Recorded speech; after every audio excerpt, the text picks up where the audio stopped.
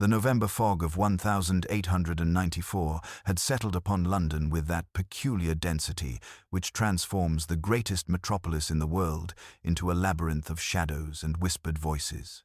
From our sitting room at 221 B Baker Street, the familiar sounds of the city, the clip-clop of hansom cabs, the cries of street vendors, the distant rumble of omnibuses seemed muffled and dreamlike, as though the very air had grown thick with mystery.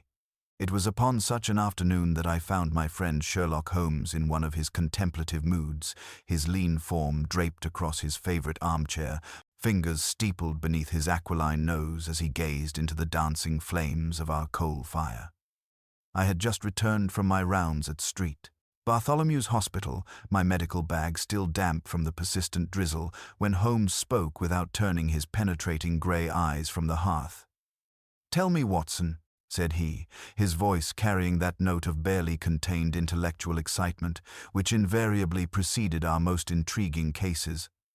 "What do you make of a woman who possesses 2 marriage certificates, both legal and properly witnessed, both bearing her name, yet each documenting her union to an entirely different gentleman?"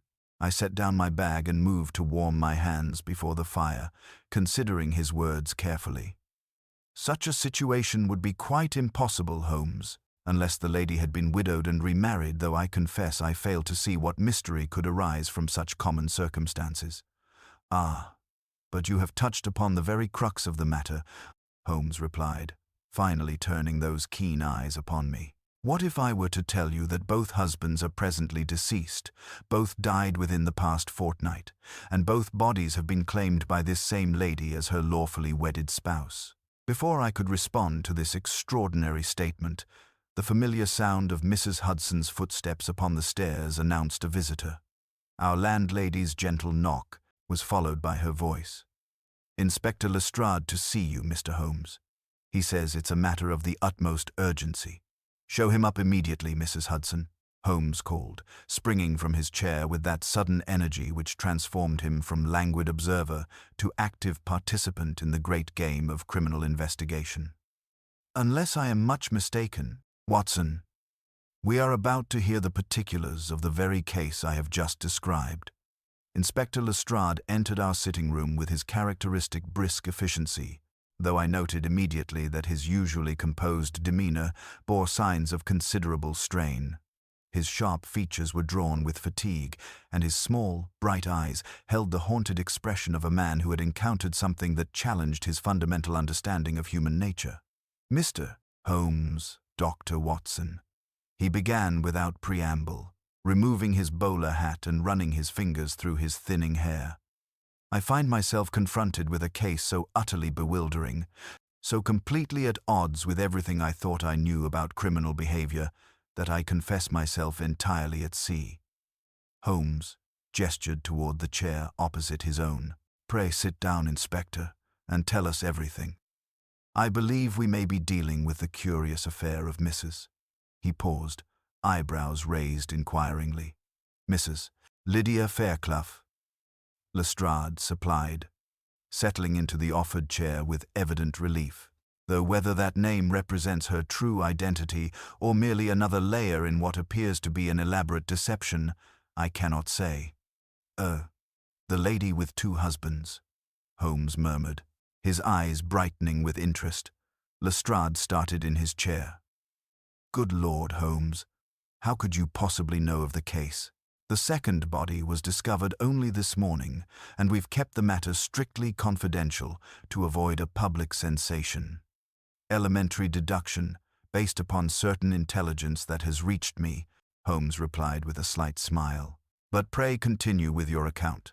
I am particularly interested in the circumstances surrounding the discovery of these 2 deceased gentlemen." The inspector drew forth his notebook and consulted it briefly before beginning his narrative. "The first body was discovered 3 days ago in a modest lodging house in Whitechapel, a man of middle years, well dressed despite the humble surroundings, found dead in his bed with no apparent signs of violence. The landlord knew him only as Mr. Charles Whitmore, a commercial traveller who had taken the room for a week and kept largely to himself." "And the second?" I interjected. Found this morning floating in the Thames near London Bridge, caught up in the moorings of a coal barge. The river police estimate he had been in the water for perhaps 2 days, a gentleman of similar age and build to the first, though the water had done its work upon his features. Holmes leaned forward in his chair, his entire attention focused upon Lestrade's words. You mentioned that both men were claimed by the same woman. Under what circumstances did this remarkable identification occur? That, Mr. Holmes, is where this case ventures into territory that defies all rational explanation, Lestrade replied, his voice dropping to a tone of profound bewilderment. Mrs. Fairclough appeared at the Whitechapel mortuary within hours of the first body's discovery, carrying with her a marriage certificate dated some 3 years past, properly witnessed and bearing all the legal requirements. She identified the deceased as her husband, Mr. Edmund Fairclough, and her grief appeared entirely genuine. Yet you say she also claimed the second body? Indeed. This morning, when word of the Thames discovery reached the newspapers, the same lady presented herself at the Southwark mortuary with a second marriage certificate, this one dated merely 6 months ago, claiming the river victim as her husband, Captain James Morrison, late of Her Majesty's Merchant Marine. I found myself staring at Lestrade in frank amazement.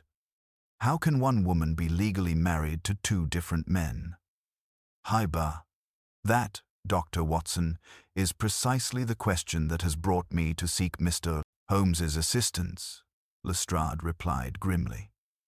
According to her story, Captain Morrison was lost at sea some 4 years ago, presumed drowned when his vessel foundered in a storm off the Cape. After the proper legal procedures, he was declared dead, freeing her to marry Mr. Fairclough.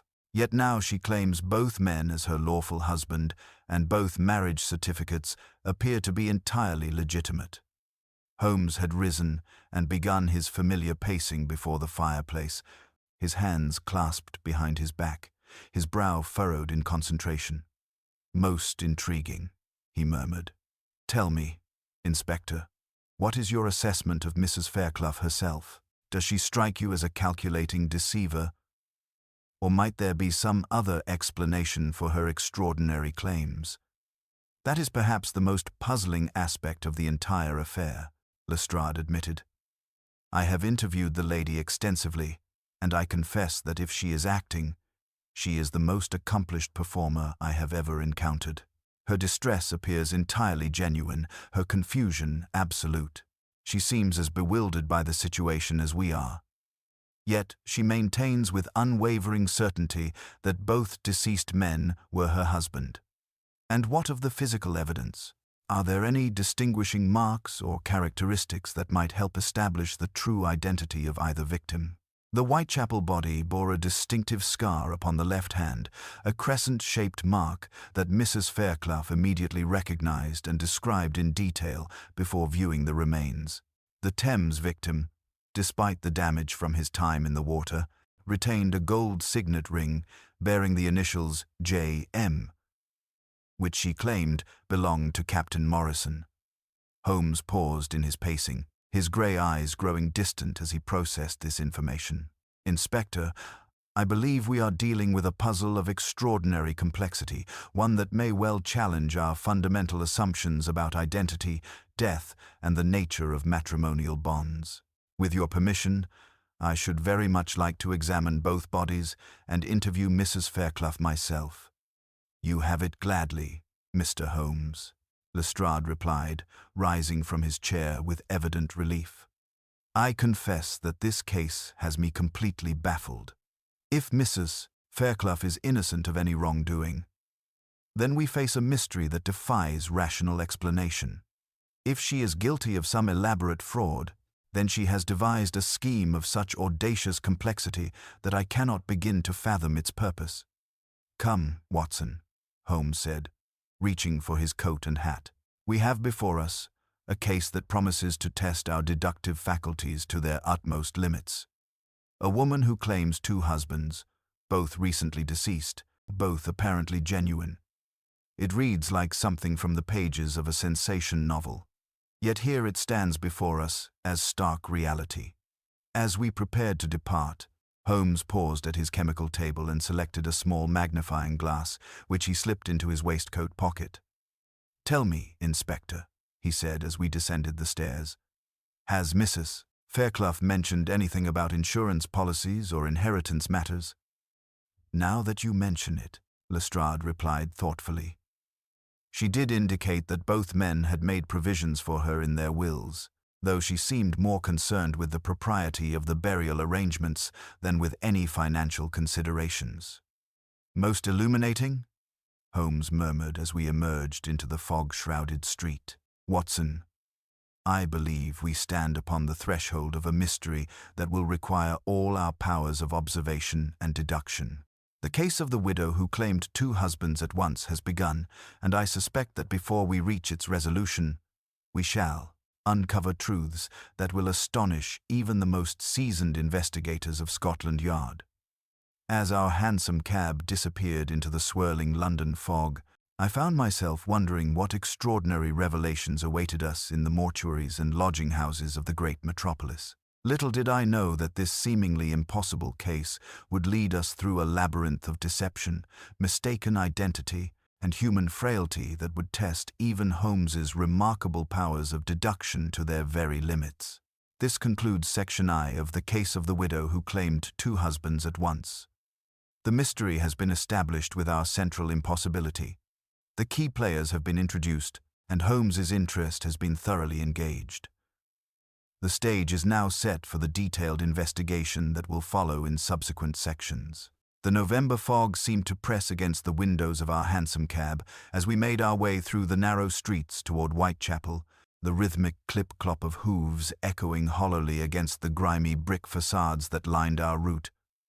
Holmes sat in contemplative silence beside me, his sharp profile occasionally illuminated by the flickering gaslight from passing street lamps, while Inspector Lestrade consulted his notes with the nervous frequency of a man who felt the weight of an impossible case pressing upon his shoulders.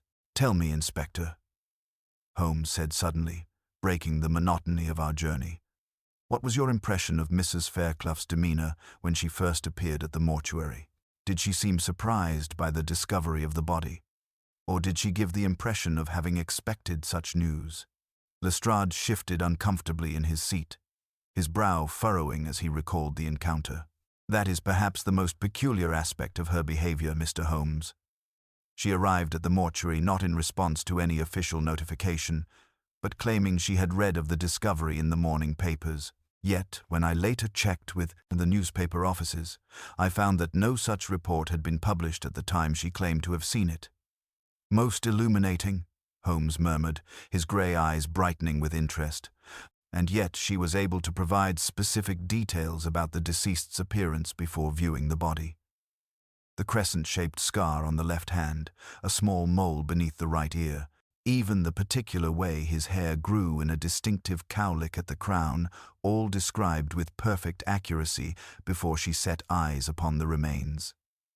Our cab drew to a halt before the stark brick building that housed the Whitechapel mortuary, its windows glowing with the pale yellow light of gas lamps that seemed to struggle against the encroaching darkness. The mortuary keeper, a thin, pale man whose profession had leached all color from both his complexion and his disposition, led us through increasingly cold corridors to the chamber where the first victim lay upon a marble slab. Holmes approached the body with the focused intensity of a scientist examining a particularly fascinating specimen, his magnifying glass emerging from his waistcoat pocket as he began a meticulous examination. The deceased was a well-dressed gentleman of perhaps 45 years, his features composed in the peaceful repose of death, showing no signs of violence or struggle. "Observe, Watson," Holmes murmured, lifting the left hand to examine the crescent-shaped scar. "The mark is old, perhaps 20 years. Caused by a sharp implement, likely a marlinspike or similar nautical tool." He moved to inspect the fingertips with particular attention. "Note the calluses here, upon the outer edges of the forefingers, not the marks of a pen-pusher, but the hardening that comes from handling coarse rope." Moving to the deceased's clothing, Holmes continued his systematic examination. The fabric is of good quality but practical serge wool with a distinctive weave, and here, Watson, embedded in the very fibers of the sleeve cuff, a thread of blue hemp rope, stiffened with salt. He held the strand to the light. This gentleman has spent considerable time aboard ship, despite his landlord's belief that he was a commercial traveler. But surely, I interjected, a man might travel by sea in his business dealings. Indeed, but observe the boots, Holmes replied, kneeling to examine the footwear. The soles show wear patterns consistent with walking upon wooden decking, not cobblestones or shop floors. And here, upon the leather, traces of a white crystalline residue. He dampened his handkerchief and touched it to the substance, then brought it to his nose. Salt, Watson. This man has walked many a deck in rough weather. Holmes's examination grew more intense as he studied the deceased's hands with his magnifying glass. The palms bear the distinctive hardening of a man accustomed to hauling lines, and these fingers see how the nails are kept short and practical. Yet, there are ink stains here that speak of considerable writing, perhaps ship's logs or manifests. What of his personal effects? Lestrade inquired. The mortuary keeper produced a small collection of items. A cheap pocket watch stopped at 20 minutes past 3, a leather purse containing a few shillings, and most intriguingly, a railway cloakroom ticket from Charing Cross, numbered 1127. With your permission, Inspector, Holmes said, pocketing the ticket, I should like to investigate what our mysterious Mr. Whitmore or Fairclough left in storage. We proceeded next to examine the second body, recovered from the Thames. Here, despite the ravages of the river, Holmes's keen eye found confirmation of his growing theory. The deceased wore the heavy serge clothing of a seaman, and upon his finger remained the gold signet ring bearing the initials J.M. that Mrs. Fairclough had described. 2 men, Holmes announced, stepping back from the second slab, both bearing the unmistakable marks of maritime life, both claimed by the same woman as her lawful husband. Yet one masqueraded as a commercial traveler in a Whitechapel lodging house, while the other met his end in the Thames. But how is such a thing possible? I asked. Holmes's eyes gleamed with the light of discovery. That, my dear Watson, is precisely what we must determine. Come, Inspector. I believe a visit to Charing Cross Station, and then to our mysterious widow herself, will provide the answers we seek. The game, as they say, is afoot. As we emerged into the fog-shrouded street, I found myself wondering what extraordinary revelations awaited us in the railway cloakroom and in the testimony of the enigmatic Mrs. Fairclough. The case of the widow who claimed 2 husbands had taken on an even more perplexing dimension, and I sensed that Holmes's remarkable powers of deduction would soon be tested to their very limits. The evening fog had thickened considerably by the time our hansom cab drew up beneath the great iron canopy of Charing Cross Station, where the bustle of departing passengers created a symphony of voices and footsteps that echoed through the vast terminal. Holmes led us directly to the cloakroom with that swift, purposeful stride that marked him when the scent was hot, and the clerk, a wary man with ink-stained cuffs, examined the ticket numbered 1127 with professional skepticism before disappearing into the depths of his domain. He returned bearing a canvas sea bag whose seams were stiff with salt and tar, the unmistakable marks of long service aboard ship. Holmes paid the modest fee without comment and requested the use of a quiet corner where we might examine the contents undisturbed. There, upon a wooden bench beneath a timetable advertising the Dover trains, he carefully slit the lashings with his penknife and began to extract the bag's contents with the delicate precision of a surgeon performing a critical operation. The first item to emerge was an oilskin packet bound with cord, which yielded a sheaf of papers that made Lestrade whistle softly in amazement. A certificate of competency as second mate bore the name James Morrison, while a letter of character for one Edmund Fairclough, clerk, carried the signature of a respectable firm in Leadenhall Street. Most curious of all were 2 cotton handkerchiefs, one neatly marked with the initials J. M, and the other E, F. Holmes spread these items upon his knee, his grey eyes moving from one to another, with that intense concentration I had learned to recognize as the precursor to his most brilliant deductions. A man who carries two identities does not commonly keep them in the same bag, he observed quietly, unless he finds it useful to be both men at once. From a side pocket of the bag he produced a small wooden box containing theatrical supplies that confirmed his growing theory: a false moustache, spirit gum, and a stub of lampblack for darkening skin. Beside these lay a razor recently stropped and a nail file whose edge showed fine metallic dust that Holmes examined closely with his magnifying glass. "Brass filings," he murmured. "From altering a signet ring, perhaps." At the bottom of the bag, wrapped within a sailor's jersey, lay a chemist's bottle bearing the label of Dobson and Company.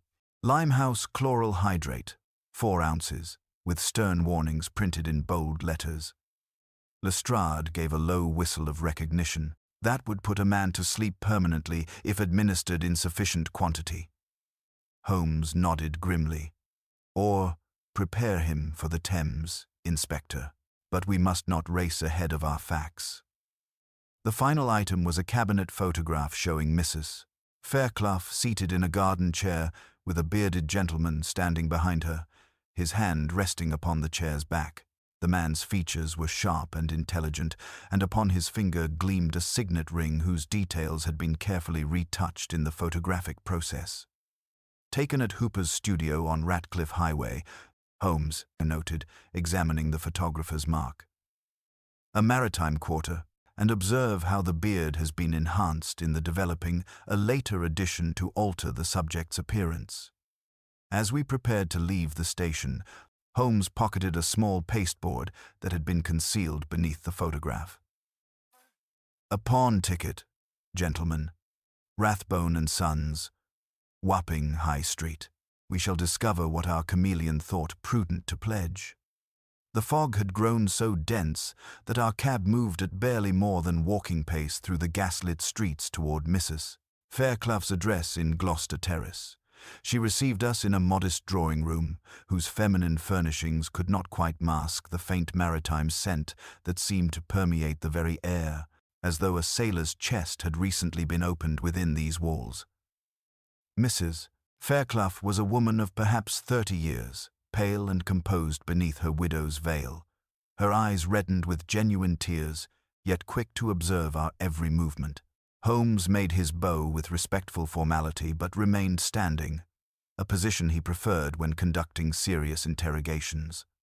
"Madam," he began gently, "we will not intrude upon your grief longer than duty requires. Pray tell us exactly how you learned of the discovery at the Whitechapel mortuary." She hesitated, then raised her chin with sudden resolve. "I must confess the truth, Mr. Holmes. I received an anonymous note, slipped beneath my door before dawn. It stated that a gentleman answering my husband's description had been found dead and that I should come immediately or the authorities would dispose of the remains." Holmes's keen gaze had already noted the mud upon her boots, Thames silt with its distinctive glitter, and the slight tremor in her hands that spoke of recent distress beyond mere grief. Holmes's penetrating gaze remained fixed upon Mrs. Fairclough as she spoke, but I observed his attention had shifted to examine the faint traces of Thames mud upon her boots, detail that had not escaped his keen observation.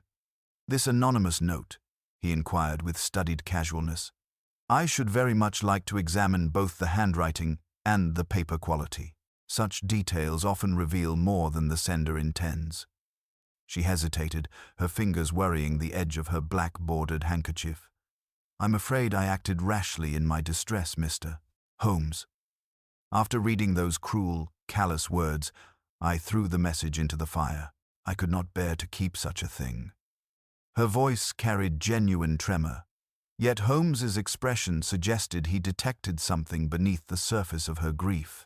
"Quite understandable," he replied smoothly, moving with apparent aimlessness about the small drawing room while cataloguing every detail. "Tell me, Mrs. Fairclough, when did you last see your husband Edmund alive? 3 weeks ago, when he departed for what he said would be his final journey as a commercial traveller. He had grown weary of the constant travel and spoke of finding employment closer to home. She pressed the handkerchief to her lips. He kissed me goodbye at this very door and promised he would return within the fortnight with news of a new situation. Holmes paused before a cabinet containing framed photographs, his attention drawn to one showing Mrs. Fairclough with a clean-shaven gentleman whose features bore a striking resemblance to the bearded man we had discovered at Charing Cross. And Captain Morrison, when did you learn of his miraculous survival? Mrs. Fairclough's composure faltered visibly. It was only a week ago that I received a letter bearing James's handwriting. He wrote that he had survived the wreck, been rescued by a merchant vessel bound for the Orient, and had only recently recovered his faculties sufficiently to make his way home to England. Her voice dropped to barely above a whisper. He asked me to meet him by the Thames, near London Bridge, 2 nights ago. Inspector Lestrade leaned forward sharply. You met with him? Yes, she admitted, her voice trembling. He was there, looking older, weathered by his ordeal, but unmistakably James. He seemed agitated, speaking of dangers, of men who were after him. He gave me a small leather pouch, saying it contained documents proving his identity and a modest inheritance from some distant relative. He told me to keep it safe, that he would contact me again soon. Holmes had moved to examine her writing desk more closely, though he appeared to be studying a porcelain figurine. And then, he simply vanished into the fog. I waited for an hour, but he never returned. When I saw this morning's newspaper report about a body in the Thames, I just knew it was him. Fresh tears spilled down her cheeks. This inheritance Captain Morrison mentioned, Holmes continued, his tone deceptively casual. Did he indicate how he had come by such funds during his years of supposed destitution? He said he had managed to secure it through great difficulty, that he had even been forced to pawn some personal effects to raise funds for his journey home. He mentioned a shop in Wapping Rathbone and Sons, I believe. Holmes's grey eyes brightened with interest. And what of your husband Edmund's financial circumstances? Did he carry life insurance, perhaps? A flush rose to her pale cheeks. Mr. Holmes, I hope you do not suspect me of mercenary motives. Edmund's policy with the Prudential amounts to merely £50. James, having been declared dead these 4 years past, possessed nothing but his seaman's pension, which had naturally ceased. Holmes nodded thoughtfully, but I detected that gleam, which indicated her answer had provided crucial information. One final question, if you would be so kind. This leather pouch Captain Morrison entrusted to you, might we examine its contents? Mrs. Fairclough's eyes widened with what appeared to be genuine surprise. I'm afraid that's impossible, Mr. Holmes. When I returned home that night, I discovered it had been stolen from my reticule. I can only assume some footpad took advantage of the fog to relieve me of what little I carried. As we prepared to take our leave, Holmes paused at the threshold, his keen gaze sweeping the modest drawing-room once more. We shall not trouble you further this evening, madam, but I suspect we shall need to speak again as our investigation proceeds.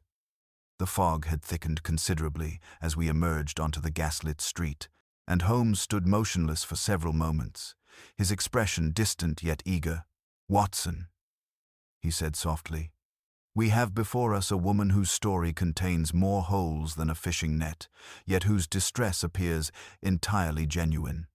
Tomorrow we shall visit Rathbone and Sons, and I suspect we shall discover that someone has been quite busy creating and destroying evidence in equal measure. The cab journey through the fog-shrouded streets to Wapping took us past the familiar sights of London's great port, where the forest of masts and rigging created ghostly silhouettes against the grey morning sky. Holmes sat in contemplative silence, occasionally consulting the pawn ticket he had retrieved from the sea bag, while Inspector Lestrade reviewed his notes with the methodical precision of a man determined to leave no detail unexamined. Rathbone and Sons occupied a narrow shopfront wedged between a ship's chandler and a tavern whose weathered sign creaked ominously in the river breeze. The interior was a cramped maze of shelves and display cases containing the accumulated possessions of London's desperate and destitute watches, jewelry, nautical instruments, and personal effects that told silent stories of financial hardship and broken dreams. Mr. Rathbone himself proved to be a sharp-eyed man whose years in the pawnbroking trade had taught him to read character as easily as he appraised gold. He examined the ticket Holmes presented with professional interest before disappearing into the cluttered recesses of his establishment, returning moments later with a small leather box whose brass fittings had been recently polished. "Pledged a week ago," he announced, opening the box to reveal a gold signet ring nestled in faded velvet. Gentleman gave the name Morrison, paid in advance for a full month's storage. Holmes lifted the ring with delicate precision, immediately producing his magnifying glass to examine the engraved surface. What he discovered there made his grey eyes brighten with unmistakable satisfaction. "Most illuminating, Watson," he murmured, holding the ring to the light. "Observe how the original engraving has been carefully filed away, and new initials added J.M. over what appears to have been E.F. The work is skillful but not perfect. See here, traces of the original letters remain visible beneath the surface." Mr. Rathbone leaned forward with interest. "Now that you mention it, sir, the gentleman did seem nervous about the ring, kept examining it himself, turning it this way and that, as though checking the quality of some recent work. Paid his fee in small silver coins, mostly half-crowns and florins." "And his appearance?" Holmes inquired, settling the redemption fee. "A seafaring man by his dress and bearing, though he spoke like an educated gentleman, clean-shaven when he came in. But I noticed his chin was raw, as though he'd recently removed a beard, wore a good quality coat over sailor's clothing, the sort of compromise a man might make when moving between different social circles." As we emerged from the pawnshop, Holmes's expression had taken on that focused intensity I recognized as the precursor to his most brilliant deductions. "Come, gentlemen," he said briskly. "I believe a visit to Dobson and Company, the chemists whose bottle we discovered, and will provide the final piece of our immediate puzzle." The chemist's shop in Limehouse proved to be a model of Victorian propriety, its shelves lined with labeled bottles and its air redolent of carbolic acid and medicinal herbs. Mr. Dobson, a cautious man with neat whiskers and careful manner, consulted his poison register at Lestrade's official request. "Chloral hydrate, 4 ounces, sold 6 days past," he read aloud. Purchaser gave the name Charles Whitmore, address a lodging house in Whitechapel. I remember him particularly because he inquired about masking the taste of the preparation.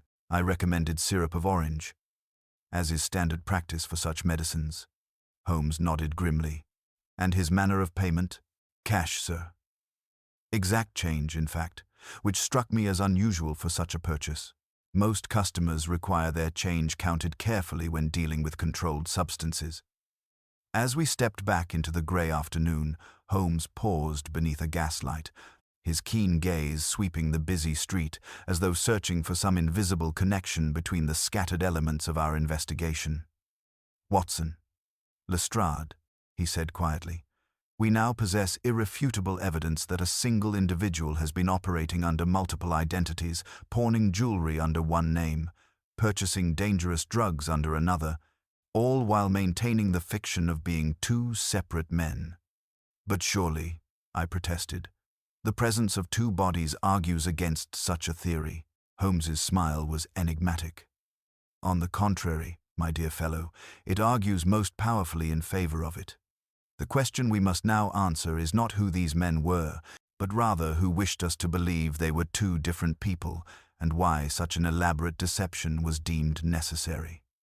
The fog was thickening as evening approached, and I found myself wondering what further revelations awaited us in this most perplexing case of the widow who claimed two husbands at once. The gaslight flickered weakly through the thickening fog as Holmes directed our hansom toward the Whitechapel lodging house, his expression carrying that focused intensity which indicated his theory was crystallizing into certainty. Inspector Lestrade consulted his notebook with renewed purpose, though I could see from his furrowed brow that the mounting evidence had only deepened his perplexity rather than clarifying the mysterious circumstances surrounding Mrs. Fairclough's impossible claims. "Mr. Holmes," Lestrade ventured as our cab navigated the narrow streets, "I confess myself more bewildered than ever. If we are indeed dealing with a single individual operating under multiple identities, how do you account for the presence of two distinct corpses, both properly deceased and bearing the physical characteristics Mrs. Fairclough described with such uncanny accuracy?" Holmes leaned forward, his grey eyes bright with the satisfaction of a puzzle nearing resolution. "Consider, Inspector, what we have learned this afternoon. A man purchases chloral hydrate under the name Charles Whitmore, the same name used by our Whitechapel victim. Theatrical supplies suggest practiced deception. A signet ring bears evidence of deliberate alteration. These are not coincidences, but components of an elaborate scheme designed to create the appearance of two separate deaths. The lodging house proved to be a narrow, soot-stained building whose landlord, Mr. Pinner, admitted us, with evident curiosity, to the deceased's former chamber. Holmes paused upon the threshold, like a man entering a cathedral, his keen gaze sweeping every detail of the modest room before beginning his systematic examination.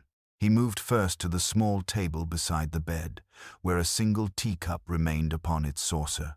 Lifting the vessel to his nose, he inhaled deeply before touching the interior with his fingertip.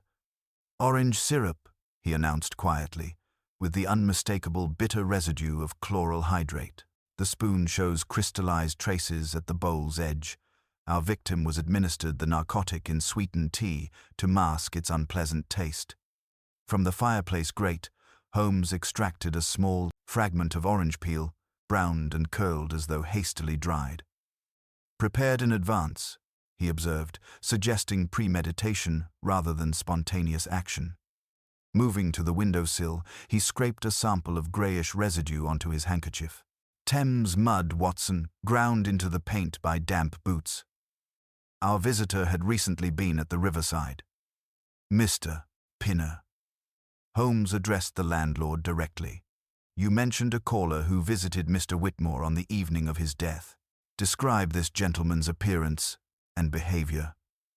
The landlord scratched his grizzled chin thoughtfully. "A quiet one, sir. Soft-spoken, with what I took to be a seaman's accent. Heavy coat, scarf pulled high, hat brim low over his eyes. Paid me 6 pence to fetch hot water for shaving, though I never heard the sound of a razor being used." Holmes immediately examined the washstand, where his magnifying glass revealed a single coarse hair caught upon the basin's edge, not human hair, but the reddish fiber of a theatrical moustache. "Our caller wished you to believe he was grooming himself, Mr. Pinner, when in reality he was discarding his disguise." The arrangement of the room's 2 chairs caught Holmes's attention next. He adjusted one slightly, aligning fresh indentations in the worn carpet. 2 men sat here in conversation, but observe how one chair shows signs of sudden movement, the polished arm where someone gripped it while rising quickly. The other bears the impression of prolonged occupation by someone who remained reclined, perhaps growing drowsy from his drugged refreshment. As we prepared to leave, Holmes paused to examine the stair banister, scraping a small sample of dark residue from the wood. Under his lens, it revealed itself as a mixture of brass filings and oil. "The signet ring's re-engraving was completed very recently, Inspector." Our perpetrator was still carrying the evidence of his metalwork when he departed this building. In the street, Holmes stood, motionless for several moments, his eyes half closed in concentration before signaling our waiting cab. "To the Thames police at Wapping Stairs," he directed. I believe we shall find that the second body tells a story quite different from what we have been led to believe. The river police officer, a weathered man with the bearing of long maritime service, consulted his records at Lestrade's request. The lungs contained river water, confirming death by drowning, he reported. However, we noted faint abrasions about the wrists, as though from loosely tied cords that were removed before the body entered the water. There was also a contusion at the base of the skull, consistent with a fall against stone pavement. Holmes examined the body once more, his attention focused upon details that had escaped our earlier observation. "Watson," he said quietly, lifting the deceased's left hand. "Observe the calluses we noted previously, the distinctive patterns of a man who has handled ship's rigging throughout his life. Yet beneath the fingernails, we find not the tar and hemp one would expect from a sailor, but traces of brick dust and coal ash, the detritus of London's streets, not her harbours." As we emerged into the fog-shrouded evening, Holmes's expression had grown grave with the weight of his deductions. "Gentlemen, I believe we are confronting a crime of extraordinary calculation. Someone has gone to remarkable lengths to establish the deaths of two men who may never have existed as separate individuals. The question we must now answer is whether Mrs. Fairclough is an innocent victim of this deception or its architect."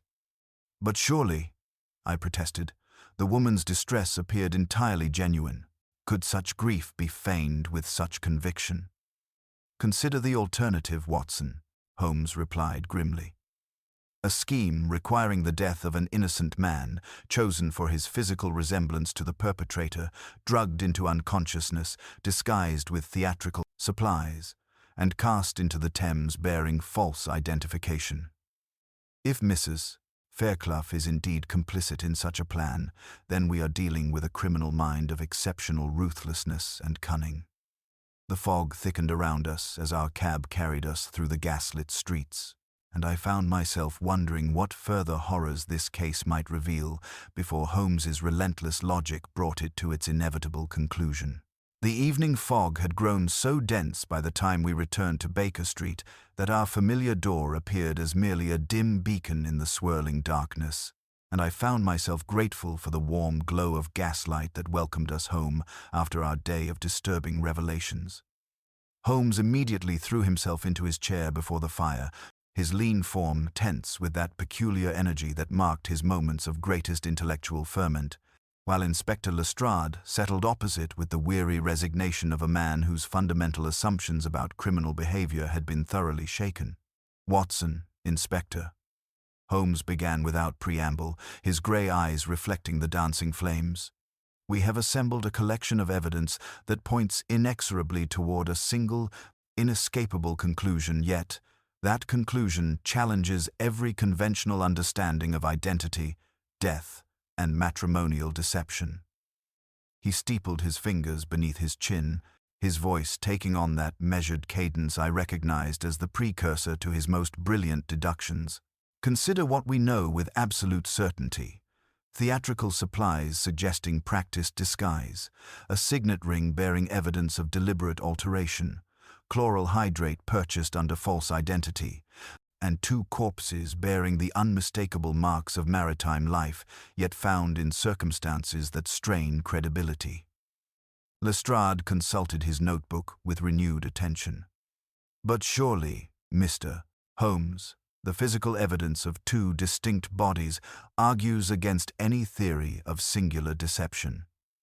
We've examined the remains ourselves, both bearing the specific characteristics Mrs. Fairclough described with remarkable accuracy. Precisely the point that troubles me most deeply, Inspector," Holmes replied, rising to begin his familiar pacing before the fireplace. "The accuracy of her description suggests intimate knowledge that could only be possessed through prolonged observation. What if I were to suggest that Mrs. Fairclough's seemingly impossible claims contain elements of truth, but not in the manner we have been led to believe?" Before either of us could respond to this cryptic statement, Mrs. Hudson's gentle knock announced an unexpected visitor. "A gentleman from the Seaman's Mission in Wellclose Square," she reported, her voice carrying a note of concern. "Says he has urgent information regarding the Morrison identification." Holmes exchanged a meaningful glance with Lestrade. "Show him up immediately, Mrs. Hudson. I suspect we are about to receive intelligence that will cast our investigation in an entirely new light." The visitor proved to be Reverend Blackwood, a spare man of middle years, whose clerical collar could not entirely disguise the weathered complexion of one who had spent considerable time among seafaring men. His manner carried the quiet authority of someone accustomed to delivering difficult news with compassion and precision. "Gentlemen," he began without preamble, "I have read in this evening's papers of a body identified as Captain James Morrison, and I felt compelled to inform you that such identification is impossible. Captain Morrison died in my presence 3 months ago at the Seaman's Mission Infirmary, victim of the consumption that had plagued him since his youth." The silence that followed his words was profound, broken only by the crackling of our coal fire and the distant sounds of London settling into night. Holmes leaned forward with intense interest, his entire attention focused upon our unexpected visitor. "You are quite certain of Captain Morrison's death, Reverend Blackwood?" "I conducted his funeral service myself, Mr. Holmes, and watched his coffin lowered into the ground at Tower Hamlets Cemetery. Our records show he had been residing at the mission for nearly 2 years, taking such light employment as his failing health permitted." The clergyman drew a leather-bound register from his coat. "James Morrison, aged 38, died of pulmonary consumption on the 15th of August, properly witnessed and recorded." Holmes examined the entry with his magnifying glass, his expression growing increasingly grave. "Tell me, Reverend, was Captain Morrison possessed of any valuable personal effects?" "Very little, I'm afraid. The consumption had reduced him to genuine poverty. However, he did possess a gold signet ring bearing his father's initials, which he treasured greatly. Most peculiar thing, it disappeared from his room the very night after his funeral, along with several items of his clothing and his certificate of competency. The implications of this revelation struck me with the force of physical blow. Good heavens, Holmes! If the real James Morrison died 3 months ago, then who is the man we examined at the Thames police station? An innocent victim. Watson, Holmes replied grimly, chosen for his physical resemblance to the deceased captain and murdered to serve someone's elaborate deception. He turned to Reverend Blackwood with renewed intensity. This theft from Morrison's room, did anyone witness suspicious activity that night? Our night watchman reported seeing a well-dressed gentleman leaving the building near midnight, carrying what appeared to be a small valise. The man wore a heavy coat and kept his face concealed, but the watchman noted he moved with the confident stride of someone familiar with our premises. Holmes nodded slowly, pieces of his mental puzzle clearly falling into place. "Inspector, I believe we must return to Mrs. Fairclough immediately. Armed with this intelligence, I suspect we shall find her story assumes an entirely different complexion." As we prepared to venture once more into the fog-shrouded streets, Holmes paused to collect his service revolver from the drawer of his desk, a precaution I had rarely seen him take. "Watson," he said quietly, "I believe we are about to confront a criminal whose audacity and ruthlessness exceed even my considerable experience. The man who could murder an innocent stranger and dress his corpse in stolen clothing to perpetuate an elaborate fraud is capable of any villainy." Lestrade checked his own weapon with professional thoroughness. "But what could possibly justify such extreme measures, Mr. Holmes? Surely no insurance policy or inheritance could warrant multiple murders." That, Inspector, is precisely what we must determine," Holmes replied as we descended into the gas-lit street. "But I suspect we shall discover that the true prize our criminal seeks is far greater than we have yet imagined, and that Mrs. Fairclough, whether willing accomplice or innocent pawn, holds the key to understanding the full scope of this monstrous deception." The fog closed around us as our hansom disappeared into the night, carrying us toward what I sensed would be the most dangerous confrontation of our investigation. The case of the widow who claimed two husbands had revealed its true nature as something far more sinister. A carefully orchestrated scheme involving theft, impersonation, and cold-blooded murder, with a criminal still at large who would stop at nothing to protect his elaborate fraud. The fog had thickened to an almost impenetrable wall by the time our hansom drew up before Mrs. Fairclough's modest terrace, where the absence of any welcoming light in the front windows struck Holmes as immediately significant. He leaned forward to examine the brass nameplate beside the door, his fingertips detecting warmth that suggested recent handling, while his keen nose caught the faint but unmistakable scent of ship's tar that clung to the metal surface. "Someone has been here before us," he murmured, testing the door handle with careful pressure. The latch yielded easily, revealing that the lock had been forced with professional skill, leaving only the slightest scratches upon the brass mechanism. "Inspector, Watson, proceed with caution. We may not be the only visitors Mrs. Fairclough has received this evening." The narrow hallway stretched before us in darkness, but Holmes's trained ear detected the soft murmur of voices from the drawing room, where a thin line of gaslight beneath the door suggested occupancy. We advanced with the silent precision of men who understood that lives might depend upon our discretion, positioning ourselves where we could observe without being detected.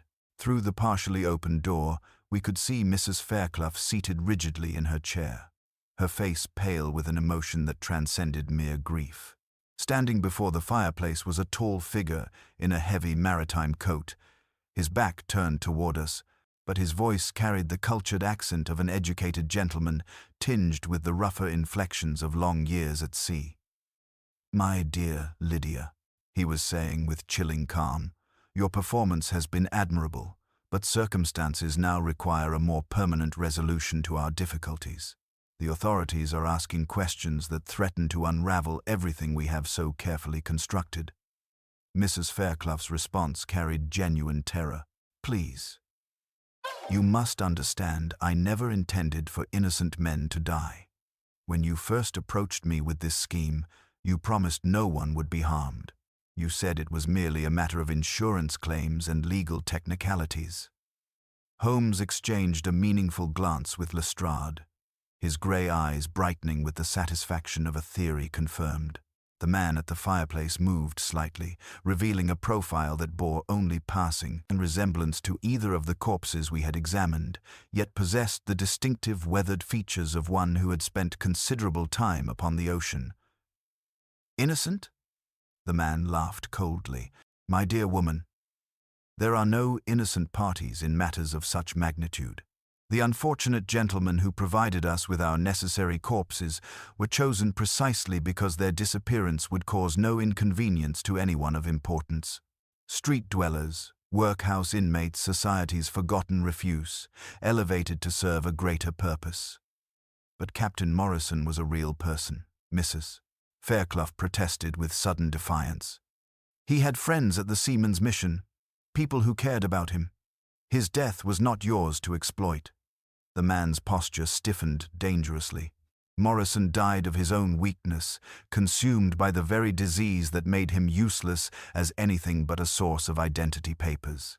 I merely ensured that his death served some practical purpose rather than being entirely wasted." Holmes chose that moment to step into the doorway, his revolver drawn but held low, his voice carrying quiet authority. "I think not, sir. Captain James Morrison's death was indeed a tragedy, but your exploitation of it for murderous purposes ends here." The stranger spun with surprising agility, revealing features that combined intelligence with the hardened cruelty of a man accustomed to violence.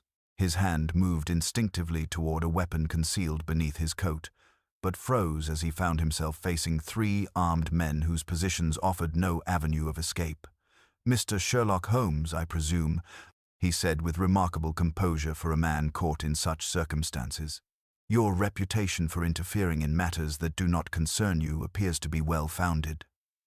"On the contrary," Holmes replied, advancing carefully into the room while keeping his weapon trained upon the intruder. The murder of innocent men to perpetuate elaborate fraud concerns me greatly, as does the exploitation of this lady's grief and desperation to serve your criminal purposes." Mrs. Fairclough had risen from her chair, her earlier composure completely shattered. "Mr. Holmes, you must believe me. I thought I was helping to resolve a legal confusion about insurance policies. He told me that both men were the same person, that Edmund had been living under an assumed name as Captain Morrison, and that their deaths needed to be properly documented to prevent difficulties with the authorities." "And you believed such an extraordinary tale?" Lestrade interjected. "He had documents," she replied desperately. "Marriage certificates, letters in both names, even photographs showing the progression from one identity to the other. He explained that maritime law required such deceptions for men with complicated pasts, and that my cooperation would ensure proper burial rites and legal closure." Holmes nodded grimly. "A masterful deception, requiring months of preparation and considerable expense. Tell me, sir, what prize could possibly justify such elaborate measures? Surely no insurance policy or inheritance could warrant multiple murders and such intricate fraud." The criminal's eyes gleamed with malicious satisfaction. "You understand so little, Mr. Holmes. This concerns neither insurance nor inheritance, but something far more valuable, the location of a cargo vessel that foundered off the Cornish coast 2 years ago, carrying a fortune in unregistered gold bullion. The salvage rights belong to whoever can prove legitimate claim as next of kin to the ship's officers." As the full scope of the scheme became clear, I found myself marveling at the audacious complexity of a plan that had required creating false identities, murdering innocent victims, and manipulating a grieving woman to establish legal claims to maritime treasure worth thousands of pounds. The revelation of maritime treasure hung in the gaslit air like smoke from a discharged pistol, transforming our understanding of the case from elaborate insurance fraud into something far more sinister and ambitious. Holmes's grey eyes never wavered from the criminal's face, though I detected the subtle shift in his posture that indicated he was preparing for sudden action. "The treasure you speak of," Holmes said with deceptive calm, "would be from the merchant vessel that foundered off Cornwall 2 years past, carrying what the manifests described as machinery bound for the colonies, though her true cargo was considerably more valuable." The man's composure flickered, revealing surprise at Holmes's knowledge, but before he could respond, Holmes continued with that relentless logic that marked his greatest deductions. "And you, sir, are no mere opportunist, but one who possessed intimate knowledge of that cargo, the surviving mate, perhaps, who alone knew the vessel's final resting place." "Thomas Hartwell," the criminal replied with sardonic pride, abandoning all pretense of concealment. "Second mate of the merchant ship that carried more than her official papers indicated. I survived the wreck through circumstances that left me legally dead while providing me with exclusive knowledge of a fortune in unregistered gold bullion." Mrs. Fairclough had sunk deeper into her chair, her face reflecting the growing horror of understanding how thoroughly she had been manipulated. "But why involve me at all?" she whispered, her voice barely audible above the hiss of gaslight. "Surely you could have claimed salvage rights without such elaborate deceptions." Hartwell's laugh carried bitter amusement. "Maritime law requires proof of kinship to deceased officers for legitimate salvage claims on vessels carrying unregistered cargo. I needed to establish legal identity as both Captain Morrison and Edmund Fairclough, creating a documented relationship through marriage that would satisfy the Admiralty courts. Hence the necessity of murdering 2 innocent men," Holmes observed grimly, dressing one in Morrison's stolen clothing for Mrs. Fairclough to identify, while casting the second into the Thames bearing Fairclough's identification. With both identities legally deceased and Mrs. Fairclough established as their widow, you could present yourself as her new husband, inheriting the maritime rights necessary for your salvage operation. "Precisely," Hartwell confirmed, his eyes gleaming with the pride of a man who believed his scheme ingenious despite its murderous foundation. "Months of careful preparation, choosing victims whose disappearance would cause no official concern, acquiring theatrical supplies gradually to avoid suspicion, befriending the dying Morrison to learn his history in intimate detail. As Hartwell spoke, I noticed Holmes's left hand moving almost imperceptibly toward his waistcoat pocket, where I knew he kept a police whistle. The gesture was so subtle that neither Hartwell nor Mrs. Fairclough observed it, but Inspector Lestrade caught the movement and began shifting his position to block the room's window. "Your confession is most illuminating," Holmes said, his voice carrying that note of satisfaction that indicated his trap was nearly complete. "However, I fear your elaborate scheme has one fatal flaw. You assumed that Scotland Yard would accept your carefully constructed evidence without the thorough investigation that has exposed every element of your deception." Hartwell's expression hardened as he realized the full implications of Holmes's words. "You may have unraveled my methods, Mr. Holmes, but you cannot prove the murders without the bodies, and you cannot prevent me from claiming what is rightfully mine by right of survival." "On the contrary," Holmes replied, producing from his pocket the leather pouch Mrs. Fairclough had claimed was stolen. "Recovered from your lodgings this afternoon, while you were occupied elsewhere. Within are Captain Morrison's genuine logbook and charts, stolen from the Seaman's Mission, along with your draft petition to the Admiralty and detailed plans for the diving operation you intended to conduct." The revelation that Holmes had anticipated this confrontation and prepared accordingly struck Hartwell like a physical blow. His hand moved instinctively toward his coat, but froze as he found himself facing three armed men whose positions offered no avenue of escape. "You have been thorough, Mr. Holmes," he said with remarkable composure for a man whose elaborate scheme had crumbled completely. "But thoroughness and proof are different matters entirely." "Indeed they are," Holmes agreed, raising the police whistle to his lips and producing a sharp blast that echoed through the modest house. "Which is why I took the liberty of positioning additional officers in the mews behind this terrace before we entered."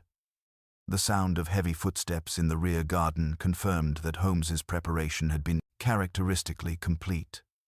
Hartwell's eyes darted between the three of us, calculating odds that grew worse with each passing second, before his shoulders sagged in recognition of inevitable defeat. "Thomas Hartwell," Inspector Lestrade announced formally, producing his handcuffs. "I arrest you on charges of murder, impersonation, and maritime fraud. You will be taken to Scotland Yard for questioning, and anything you say may be used in evidence against you." As the handcuffs clicked into place, Hartwell raised his eyes to Holmes with grudging respect. "A masterful investigation, Mr. Holmes. I confess myself outmaneuvered at every turn." Holmes inclined his head slightly. "Your scheme was audacious and complex, but it contained the seeds of its own destruction. No deception, however elaborate, can withstand systematic investigation guided by logical deduction."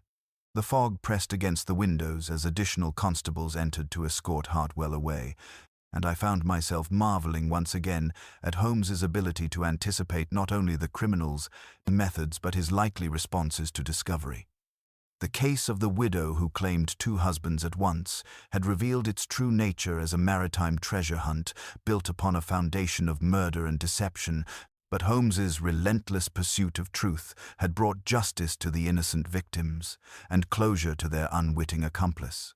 As the sound of Hartwell's footsteps faded into the fog-shrouded street, accompanied by the measured tread of the constables escorting him to his inevitable appointment with justice, an oppressive silence settled upon Mrs. Fairclough's modest drawing-room. The widow remained motionless in her chair, her face buried in her hands, her slender frame trembling with the profound shock of one whose entire understanding of recent events had been shattered like glass upon stone. Holmes lowered his revolver with characteristic precision and moved to the fireplace, his keen eyes already cataloguing the carefully arranged photographs that had supported Hartwell's elaborate deception. "Fairclough," he said gently, his voice carrying that compassionate tone I had learned to recognize when he addressed innocent victims caught in criminal schemes. "I fear you have been most cruelly used in this affair. manipulated by a man whose callous disregard for human life extended to murdering strangers merely to establish false identities for his treasure-hunting enterprise. She raised her tear-stained face to meet his penetrating gaze, her voice barely above a whisper. "Holmes, I must know the truth. Was there ever a real Edmund Fairclough who loved me? Or has my entire marriage been nothing but an elaborate lie constructed by that monster?" Holmes settled into the chair opposite her, his manner gentle yet direct, while Inspector Lestrade consulted his notebook with professional thoroughness. "That, madam, is perhaps the most tragic aspect of this entire affair. I believe your husband Edmund Fairclough was indeed a real person, but one whose identity was assumed by Thomas Hartwell after his death, possibly in some distant colonial outpost where Hartwell encountered him during his maritime travels." "But surely," I interjected, "such an impersonation could not have been sustained for 3 years of marriage without detection." "Consider the circumstances, Watson," Holmes replied, rising to begin his familiar pacing before the hearth. "A man recently returned from colonial service, claiming to establish new business connections in London, would naturally possess few local acquaintances who might contradict his assumed identity. His weathered appearance and occasional maritime knowledge could be attributed to extensive travel, while any inconsistencies in his story might be dismissed as the natural confusion of one adjusting to life in England after years abroad." Holmes paused before the mantelpiece, lifting one of the framed photographs to examine it more closely under the gaslight. "Observe, Inspector, how this image has been carefully retouched, the beard enhanced, certain facial features subtly altered to support the fiction that both Morrison and Fairclough were the same individual at different periods of his life." "Mrs. Fairclough pressed her handkerchief to her lips, her voice trembling with renewed distress. "Then for 3 years I shared my home and my heart with a man capable of murdering innocent strangers to further his criminal schemes. The thought fills me with such horror that I can barely comprehend how thoroughly I have been deceived." "Your deception was masterfully executed," Holmes assured her, his tone carrying genuine sympathy. "Hartwell possessed the intelligence and theatrical skill necessary to maintain his assumed identity for years, supported by genuine documents stolen from the real Edmund Fairclough and supplemented by his own extensive maritime experience." Inspector Lestrade leaned forward with renewed interest. "But Mr. Holmes, I confess myself still bewildered by the sheer complexity of this scheme. How did Hartwell manage to create the illusion of 2 separate deaths, both connected to Mrs. Fairclough?" Holmes's grey eyes brightened with the satisfaction of a teacher about to illuminate a particularly intricate problem. "The solution, Inspector, lies in understanding Hartwell's ultimate objective, establishing legal claim to a fortune in gold bullion lying with a wrecked vessel off the Cornish coast. Maritime salvage law requires proof of kinship to deceased officers for legitimate claims on vessels carrying unregistered cargo." He moved to the writing desk, where he had discovered additional evidence of Hartwell's meticulous preparation. Hartwell's scheme was audacious in its scope. First, he befriended the dying Captain Morrison at the Seaman's Mission, learning every intimate detail of his life, his appearance, his personal history. After Morrison's death, Hartwell stole his identity papers, clothing, and personal effects, including the distinctive signet ring. "And then," Mrs. Fairclough whispered, though I could see she dreaded the answer. "Then, Mrs.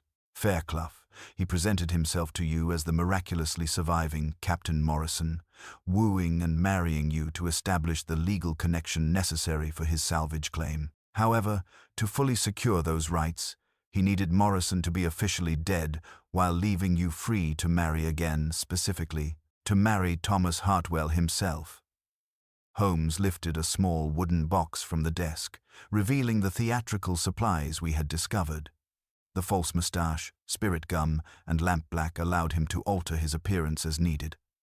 The chloral hydrate, purchased under the name Charles Whitmore, provided his murder weapon, Two innocent victims, vagrants chosen for their physical resemblance to Hartwell himself, were drugged and killed to serve as corpses for his elaborate deception. The first victim, found in Whitechapel, it was dressed in clothing stolen from the real Morrison's effects and given the altered signet ring bearing the initials E.F. for Edmund Fairclough. Anonymous notes ensured you would identify him as your husband. The second victim was cast into the Thames bearing Morrison's identity and a ring altered to show J.M. This created the perfect illusion. Two distinct deaths, both connected to you, leaving you a widow with salvage rights that Hartwell could then claim through marriage. Mrs. Fairclough had grown pale as parchment during Holmes's explanation. The crescent-shaped scar, the small mole beneath the ear, how could I have described them so accurately if these were not my husband? Because Hartwell had lived in your home for 3 years, madam, observing every detail of your reactions, learning what physical characteristics you associated with the man you believed to be Edmund Fairclough. He coached you, perhaps unconsciously, to see what he needed you to see. Inspector Lestrade closed his notebook with a sharp snap. The audacity of it beggars belief, Mr. Holmes. To murder innocent men, then use their corpses to create legal fiction for a treasure hunt. Indeed, Inspector. Yet the truth, however outlandish, reveals itself through careful observation and logical deduction. The hemp fibers in the victim's clothing, the Thames mud on Mrs. Fairclough's boots from her riverside meeting, the brass filings from the altered rings, the theatrical supplies, each detail, seemingly insignificant alone, combined to expose Hartwell's monstrous scheme. As we prepared to escort Mrs.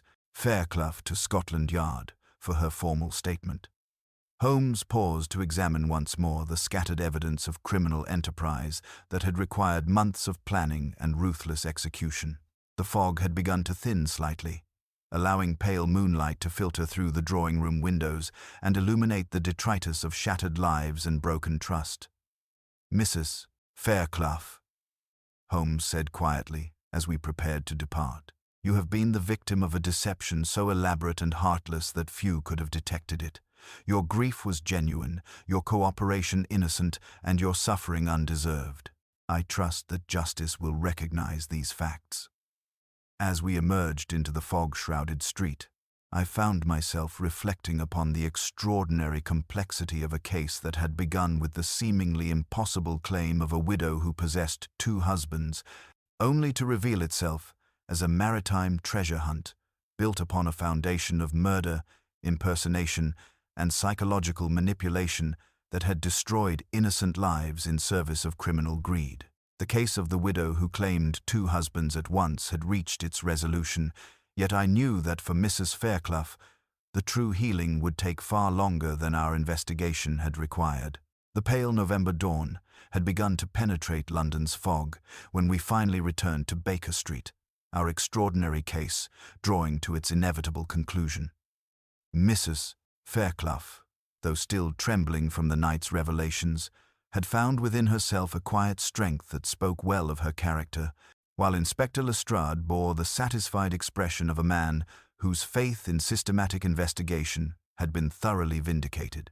Holmes settled immediately into his chair before the dying fire, his keen eyes already distant with that peculiar abstraction that marked his moments of deepest reflection. Within the fortnight, Thomas Hartwell's elaborate scheme had crumbled entirely under the weight of irrefutable evidence. His confession, delivered with the bitter resignation of a man whose audacious gamble had failed spectacularly, revealed the full scope of his monstrous calculations. The 2 nameless victims, chosen from London's forgotten population for their physical resemblance to their murderer, had been lured to their deaths with promises of employment and warmth, their lives sacrificed to create the corpses necessary for Hartwell's maritime masquerade. The courts recognized Mrs. Fairclough as an entirely innocent victim of the most callous deception, her genuine grief exploited to lend credibility to a scheme that had required years of meticulous preparation. The real Edmund Fairclough, it emerged, had died of fever in a colonial hospital 2 years previous, his identity assumed by Hartwell after they had served together aboard the same merchant vessel. Captain Morrison's stolen effects from the seaman's mission provided the foundation for the second false identity, while theatrical supplies and altered jewelry completed the illusion of two separate men sharing one woman's affections. The Admiralty's investigation confirmed Hartwell's claims regarding the treasure vessel off Cornwall, though the unregistered gold bullion remained Crown property rather than private salvage. Justice, it seemed, had been served on multiple levels. The realm recovered its treasure. The victims received proper burial, and their murderer faced the gallows for his crimes. "The irony is complete, Watson," Holmes observed one evening as he meticulously filed away our case notes, his pipe casting aromatic clouds toward the ceiling. Hartwell possessed the intelligence to conceive a scheme of remarkable complexity, yet lacked the wisdom to recognize that his very cleverness would prove his undoing. Had he simply forged salvage documents, he might have succeeded. Instead, his decision to involve an innocent woman whose genuine distress would inevitably attract official scrutiny ensured that his deception would crumble under systematic examination. I nodded thoughtfully, still marveling at the case's extraordinary intricacies. What struck me most profoundly was the callous calculation required to transform human beings into mere theatrical props. The moral corruption necessary for such acts challenges comprehension. Yet, such corruption exists, my dear fellow, Holmes replied, his grey eyes reflecting the gaslight's glow. And it falls to those who serve justice to expose and defeat it wherever encountered. The criminal mind often believes itself uniquely clever, capable of weaving deceptions so intricate that no thread can be traced to its origin. Yet it is precisely this overconfidence that provides the first loose thread for analytical minds to unravel. He rose and moved to his violin, drawing the bow across the strings with that gentle precision I had learned to associate with his moments of deepest satisfaction. The melody that emerged was both melancholy and triumphant, speaking of mysteries solved and justice served, of truth emerging from the fog of deception like dawn breaking over London's ancient streets. "You will write it up, Watson," he said quietly, setting aside the instrument. "Pray give proper credit to Lestrade's tenacity, Reverend Blackwood's careful records, and the obstinate eloquence of physical evidence that speaks louder than any criminal's protestations of innocence. And to your own remarkable deductions," I protested. He waved the compliment aside with characteristic modesty. "I have merely kept my faculties polished, my dear fellow. The world is generous with evidence to anyone who does not insist upon theories before facts." As the coals settled in our grate and the familiar sounds of London's awakening filtered through our windows, Holmes spoke once more, almost to himself. "Two husbands, one widow, and the sea between, yet only one truth beneath it all. It is enough." Indeed, I could add nothing to that observation, and so I closed this account with renewed admiration for that singular mind which, from scattered fragments of evidence, fashioned a chain strong enough to drag a murderer from the very fog that had concealed his crimes. The case of the widow who claimed two husbands at once had reached its resolution, but the great game of detection would continue, as it always did, with the rising of each new London dawn.